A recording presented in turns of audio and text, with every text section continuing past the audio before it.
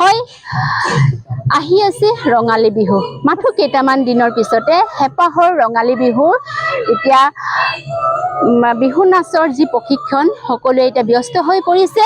বিহুক আদৰিবলৈ আৰু এতিয়া মই উপস্থিত আছো শিৱসাগৰ ৰেলৱে ষ্টেচনৰ ৰাষ্ট্ৰভাষা এখন বিদ্যালয়ত সেই বিদ্যালয়খনত এতিয়া প্ৰশিক্ষণ চলি আছে ইতিমধ্যে আপোনালোকক আমাৰ কেমেৰা পাৰ্চন সতীৰ্থে সকলো দৃশ্য দেখাবলৈ চেষ্টা কৰিব এইসকল কণমানি যুৱতী হৈছে ভোজপুৰী যুৱতী সকলোৱে এতিয়া ঢোলৰ চাপৰত কঁকাল ভাঙিবলৈ ৰঙালী বিহুক আদৰিবলৈ সম্পূৰ্ণ তেওঁলোকে ব্যস্ত হৈ পৰিছে ইমান সুন্দৰভাৱে তেওঁলোকে কঁকাল কেনেকৈ ভাঙে কেনেকৈ মানে ঢোলৰ চাপৰত তেওঁলোকে চাপৰ মাৰে সেইটো এতিয়া তেওঁলোকে এতিয়া প্ৰশিক্ষণ লৈ আছে আৰু তেওঁলোকে এটাই কথা ক'ব আমাৰো ভাল লাগিছে আমাৰ কৈ ভাল লাগিছে যে যুৱতীসকল ভোজপুৰী যুৱতীসকল এতিয়া এই কণমানিসকল বিহুক আদৰিবলৈ সম্পূৰ্ণভাৱে তেওঁলোকে ইমান ধুনীয়াকৈ আদৰিবলৈ চেষ্টা কৰিছে তেওঁলোকে শিকি আছে আৰু আপোনালোকৰ সকলো দৃশ্য আপোনালোকক দেখাবলৈ চেষ্টা কৰিম এই হৈছে ভোজপুৰীৰ যুৱতীসকল এতিয়া তেওঁ ৰঙালী বিহুক আদৰিবলৈ সম্পূৰ্ণভাৱে তেওঁলোকে ব্যস্ত হৈ পৰিছে ঢোলৰ চাপৰত তেওঁলোকে কঁকাল ভাঙিবলৈ চেষ্টা কৰিছে যিহেতু শিকিছে তেওঁলোকে ইমান সুন্দৰভাৱে আৰু আমাৰ ইয়াৰ মাজলৈ যাবলৈ আমি চেষ্টা কৰিম তেওঁলোকৰ বাৰু এশাৰী আমাৰ বিহু যি গীত বিহুৰ যি আমাৰ হেপাহৰ ৰঙালী বিহুৰ এশাৰী তেওঁলোকে আমাক গাই শুনাব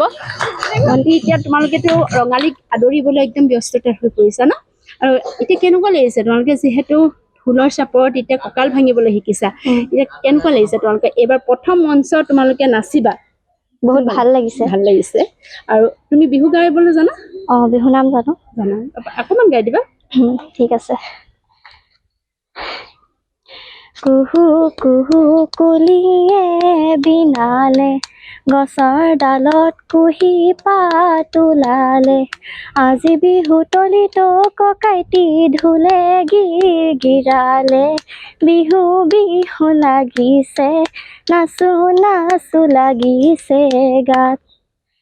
সুন্দৰ এনেদৰে তেওঁলোকে বিহু গীতটো তেওঁলোকে গাইছে আৰু তেওঁলোকে ঢোলৰ চাপৰত এতিয়া তেওঁলোকে নাচিছেও এতিয়া সুন্দৰভাৱে আমি ক'বলৈ গ'লে আমি এই দৃশ্য তেওঁলোকে যি অনুষ্ঠান কৰিব সেইটো আমি সকলো অসমবাসীয়ে আমি দেখাবলৈ চেষ্টা কৰিম যিহেতু ভোজপুৰী যুৱতীয়ে এতিয়া প্ৰথমবাৰৰ বাবে মঞ্চ বিহু নাচিব আৰু আমি ইয়াৰ প্ৰশিক্ষকসকলক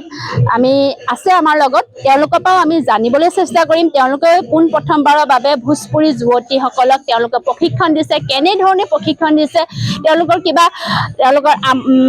শিকোৱাত কিবা তেওঁলোকৰ জটিলতা হৈছে নেকি আমি সেইটো সুধিম আৰু তেওঁলোকক আমি কেনেধৰণে ইমান সুন্দৰ পদক্ষেপ তেওঁলোকে ল'লে আমাৰ মাজত তেওঁলোকৰ সংগঠনৰ আমাৰ যুৱকো আছে তেওঁলোকৰ পৰাও আমি জানিবলৈ চেষ্টা কৰিম প্ৰথমবাৰৰ বাবে ৰঙালী বিহুক ইমান ধুনীয়াকৈ আদৰিবলৈ তোমালোকে প্ৰশিক্ষণ দিছা ভোজপুৰী যুৱতীসকলক কেনেকুৱা লাগিছে ভাল লাগিছে পোনপ্ৰথমতে মই অসমবাসী ৰাইজলৈ ৰঙালী বিহু আন্তৰিক শুভেচ্ছা জনাইছোঁ মোৰ নাম পপী দাস সদৌ অসম ভোজপুৰী পৰিষদৰ শিৱসাগৰ জিলা সমিতি তথা আঞ্চলিক সমিতিসমূহৰ যৌথ সহযোগত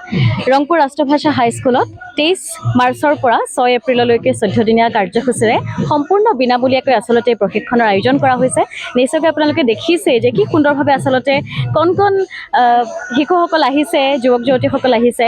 আৰু লগতে তেওঁলোকে ইমান সুন্দৰভাৱে চেষ্টা কৰিছে আয়ত্ব কৰিবলৈ যিহেতু বিহুটো তেওঁলোকে আগতে শিকা নাই কঁকাল ভাঙিবও নাজানে অকণমানিসকলে কিন্তু তথাপিও তেওঁলোকে আহিছে হাঁহি এটা মুখত লৈ ইমান ধুনীয়াকৈ নাচাৰ চেষ্টা কৰিছে আমি দেখি ভাল লাগিছে আচলতে আৰু লগতে আমি আশা কৰিছোঁ তেওঁলোকৰ যি এই পদক্ষেপ সেই পদক্ষেপ কেৱল মাত্ৰ 2025 চন নহয় আগন্তুক যাতে এটা দীঘলীয়া যাত্ৰা হয় আৰু ইয়াৰ পৰা আমি অসমৰ যি কেইবাখনো গুৰুত্বপূৰ্ণ মঞ্চ আছে বিহু ক্ষেত্ৰত তালৈকে যাতে আমাৰ ইয়াৰ পৰা আমি দেখোঁ নাচনীসকলক তাৰে আশা কৰিছোঁ এয়া আচলতে একেবাৰে ক্ষুদ্ৰ এটা প্ৰয়াস যি প্ৰয়াস কৰিবলৈ তেওঁলোকে চেষ্টা কৰিছে আৰু আমিও এই যাত্ৰাত সহযাত্ৰী হৈছোঁ ভাল লাগিছে আৰু আপোনালোককো ধন্যবাদ আপোনালোকে আহিছে ইয়ালৈ নিশ্চয়কৈ হয় এই তেওঁলোকৰ ক্ষুদ্ৰ প্ৰয়াস এই প্ৰয়াস যেন তেওঁলোকৰ এক সুন্দৰ মঞ্চ পায় এক তেওঁলোকৰ জীৱন সুন্দৰ হয় এক যাত্ৰালৈ পৰিণত হয় ইয়াৰ পৰাই নাচনী যেন মঞ্চ এখন পায় তেওঁলোকৰ সেইটোৱে আশা আৰু আমাৰ মাজত আছে ভোজপুৰীৰ এজন সংগঠনৰ আমাৰ